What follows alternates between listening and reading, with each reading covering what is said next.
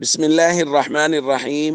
عن عبد الله رضي الله تعالى عنه قال قال رسول الله صلى الله تعالى عليه وسلم من كان حالفا فليحلف بالله أو ليصمت.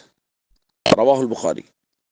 نبی کریم صلی اللہ علیہ وسلم نے ارشاد فرمایا، اگر کسی کو قسم کھانی ہی ہے تو اللہ ہی کی قسم کھائے ورنہ خاموش رہے۔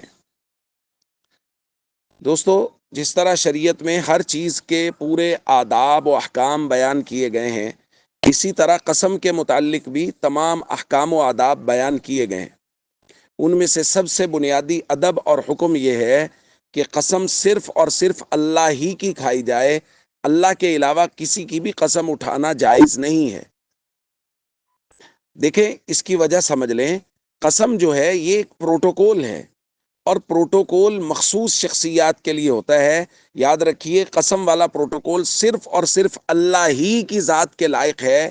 اللہ کے علاوہ کسی کی بھی قسم اٹھانا، والدین کی قسم اٹھانا، اولاد کی قسم اٹھانا، یہ کسی کی بھی قسم اٹھانا شریعت کی نظر میں جائز نہیں ہے۔ حضور علیہ الصلوۃ والسلام نے باقاعدہ والدین کی قسم اٹھانے سے منع کیا۔ لا تحلفوا بآبائکم، حضور نے فرمایا اپنے آبا کی قسم نہ اٹھاؤ۔ تو اس لیے قسم جو ہے وہ صرف اور صرف اللہ کی، اللہ کے علاوہ کسی کی قسم اٹھانا جائز نہیں ہے۔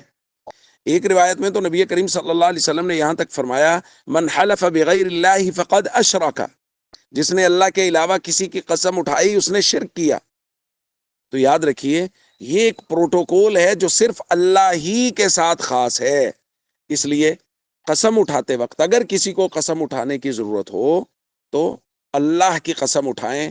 اللہ کے علاوہ کسی کی قسم اٹھانا کہ فلاں کے سر کی قسم یا اس طرح کی کوئی بھی قسم جائز نہیں ہے۔ السلام علیکم ورحمۃ اللہ وبرکاتہ۔